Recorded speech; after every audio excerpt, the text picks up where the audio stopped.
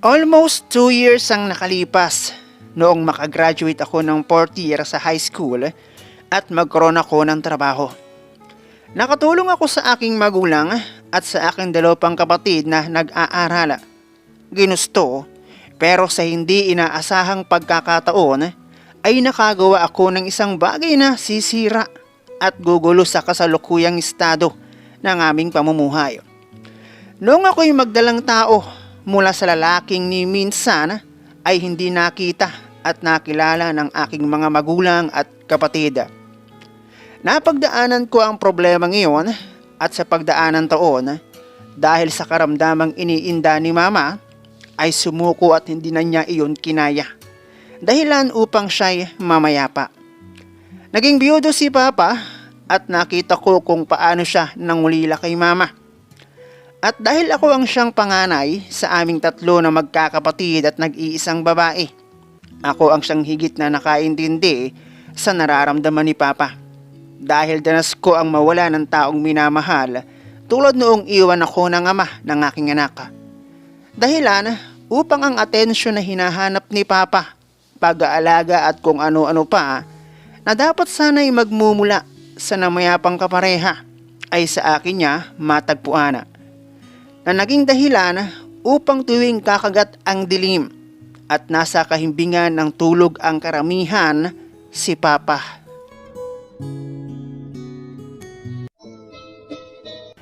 Hello guys and welcome dito sa Kasgul TV. At syempre kung ikaw ay bago dito sa aking channel at trip mo ang ganitong klase ng kwento, palike and subscribe naman dyan.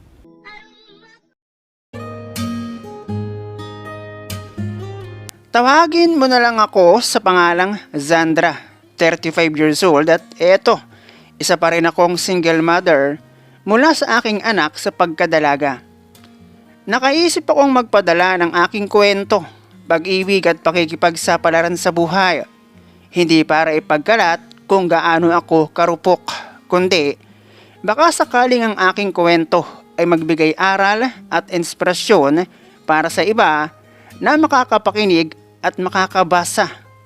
At kung sakaling hindi man, ay salamat pa rin dahil nandyan ka upang ako'y samahan kahit sa konting oras.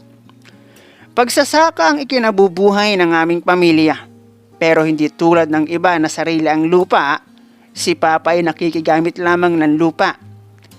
Pagamat ganon at hindi palaging meron, ay ipinagmamalaki kong elementary at high school ay napagtapos ako ng aking mga magulang.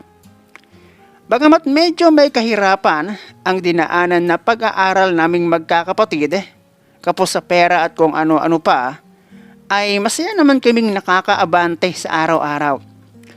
3 kaming magkakapatid, 2 lalaking nakababata sa akin at ako ay nag-iisang babae na siyang panganay.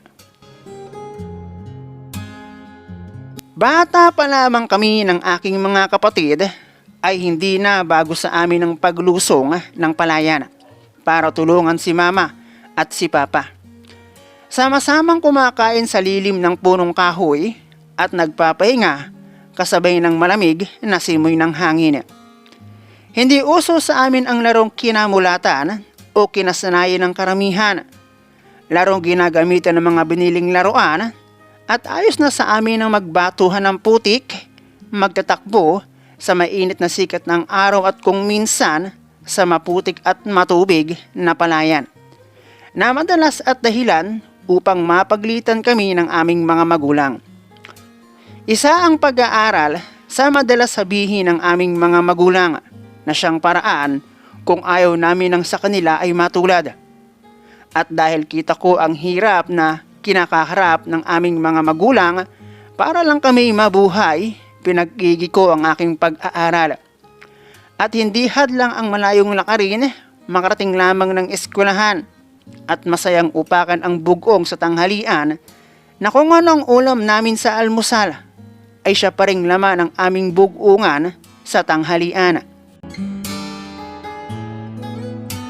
Nakatapos ako ng elementary na ni minsan dahil alam ko kung ano ang sitwasyon namin sa buhay ay wala akong hinanap na ibigay sa akin si mama at papa, lalo na kung kailangan ng pera para aking makuha.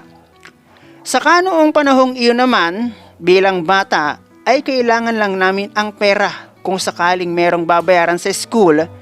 Yun, kung minsan ay nakakaramdam din ng konting pagka sana ako din may pera para makabili ng sitserya. Bagay na kapag may pera naman ang aking mga magulang, hindi nila kami tinitipid.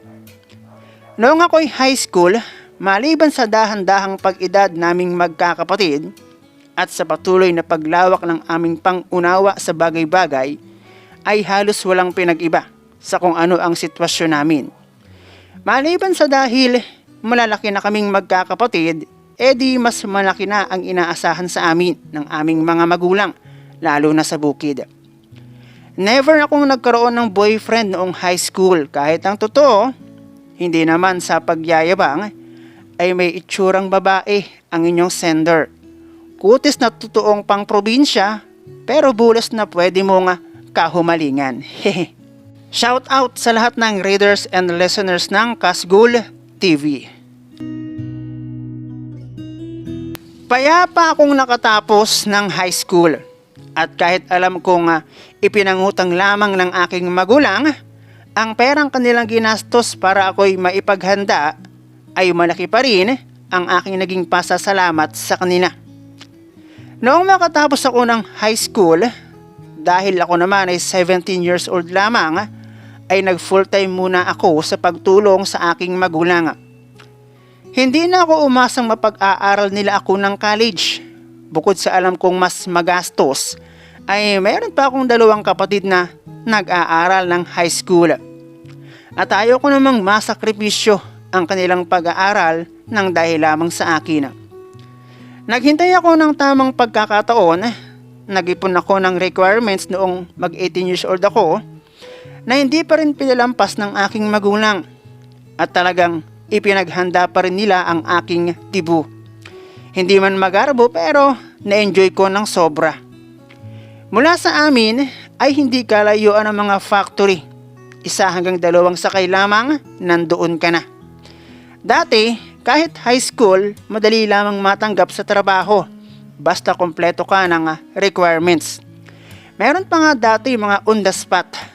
Pag natsyempuhan mo pag uwi mo ng bahay, may ibabalita ka sa iyong dadatnan na, "Yo, may trabaho na ako." Ay siya, magpamerienda na. Noong magkaroon ako ng trabaho, nagsimula na ang pagtulong ko sa aking magulang at mga kapatid. Hindi kalakihan ng sahod pero dahil hindi tulad ng pagpapalaya na buwan bago mapakinabangan, ay malaking tulong sa aking pamilya ang kinsenas at katapusan na pagdating ng aking sahod.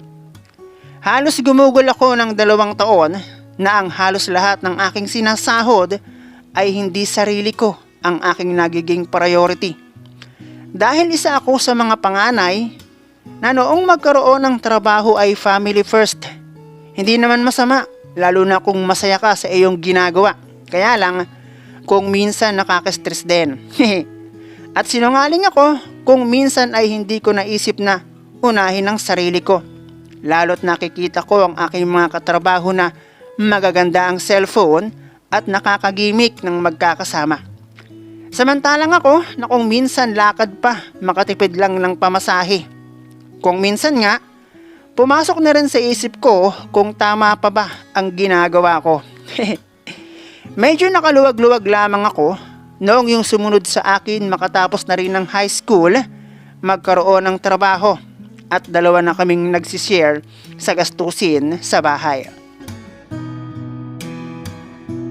Sa unang pagkakataon ay tumibok ang aking puso at na-inlove ako sa isang lalaki na itago na lang natin sa pangalang Jeffrey. Workmate kami at bukod sa kanyang angking kagwapuhan ay labis akong nahumaling sa kung paano niya ako itrato bilang babae. Lumalim ang relasyon namin upang mawalan ako ng dahilan para hindi isuko ang aking hukbong sandatahan. At tulad ng iba, ay tila naging bisyo namin iyon na para bang nagiging main event sa bawat naming pagkikita. Labis akong nakampante sa kabutihan na ipinakita sa akin ni Jeffrey at umasa ako sa mga pangako niya nga dahil ako'y kanyang mahal ay kami ang magkasamang bubuo ng pamilya. Pero ni minsan sa kabila ng halos hindi na mabilang na kulastuyan ay hindi ko siya mapapayag na sumama sa bahay upang makilala ang aking mga magulang at lagi niyang sinasabi sa tamang panahon. Hanggang sa mangyaring isang bagay na pwedeng maging resulta ng aming palagiang ginagawa. Nagbunga ang aming pagmamahalan pero kung kailan kailangan ko si Jeffrey ay saka naman naglaho siya na parang bula. Tuliro at halos hindi ako umuwi ng bahay ng araw na mapag-alaman kong iniwan ako ni Jeffrey dahil hindi ko alam kung paano ko ipapaliwanag sa aking magulang na ako'y buntis. Sa kabila ng ni minsan ay wala rin akong nabanggit na ako'y merong boyfriend. Nalampasan ko ang problema ngayon pero dahil sa nangyari, malaki ang naging pagbabago ng aming pamilya. Lalo't hindi inaasahan ng sinuman sa aking magulang ang bigla na aking balita na sila'y magiging lolo at lola na makalipas ang 9 na buwan. Hindi naman ako pinabayaan ni mama, lalo't nakita niya kung paano ako na-stress na pwedeng makaapekto sa aking nasa sinapupunan. Habang si papa naman ay hindi may tatanggi na disappointed sa nangyari, lalo't isa ako sa kanyang inaasahan. Tapos pare-pareho pa naming alam na si mama ay nangangailangan din ng pera para sa kanyang karamdaman. Noong may silang ko ang aking nag-iisang anak, makaraan ng 9 na buwan, ang makabalik agad sa pagtatrabaho ang aking inaasahan. Binata pa naman ang 2 kong kapatid pero may anak na kasi ako at ayokong iasa sa kanila ang magiging gastos. Nalalo't higit kailangan ni mama ang pera sa kanyang chemotherapy. 2 taon akong naging pal sa bahay at ang tanging naging paraan ko para hindi lubusan ng pagiging pabigat ko sa bahay ay nagtinda ako ng merienda sa hapon, isaw at kung ano-ano pa na siya ring aking pinagkunan ng pang-requirements. Muli ay nakabalik ako ng trabaho at si mama ang naiwan na tumitingin sa aking anak. Noong makabalik ako ng pagtatrabaho, kampante ako na si mama ay sa pagaling dahil palagi naman siyang nakakasunod sa petsa ng kanyang chemotherapy. Habang ako ay nasa trabaho, sinadya pa ako ng aming supervisor sa area dahil sa walang patid di umanong pagriring ng aking cellphone mula sa locker. Si Papa.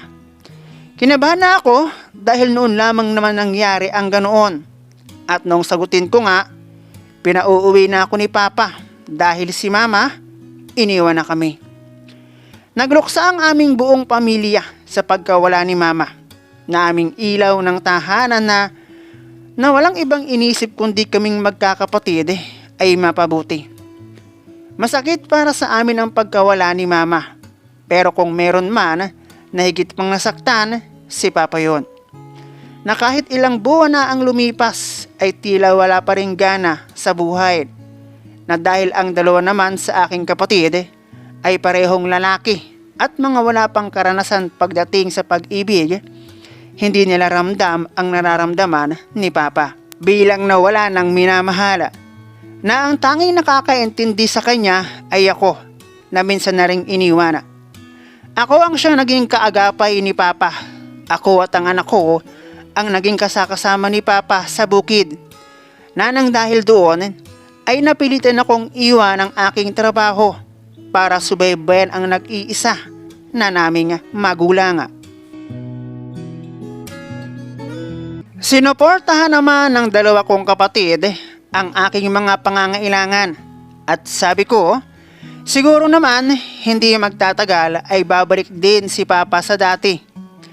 Mahirap ang naging proseso ng pagbuti ni Papa to the point na tuwing kakagatang dilim at halos kami na kanyang mga kasama ay tulugan na, si Papa ay tahimik na nag-iinom sa sala na sinasabayan ng simpleng pagluha na para bang nagpapalabas ng sakit na kanyang nadarama. Hindi ko kayang makita na ganon si Papa, kaya kung minsan sa halip na siya ay aking panuurin ay lumalapit ako sa kanya dahil alam kong kailangan niya ng kausap at karamay.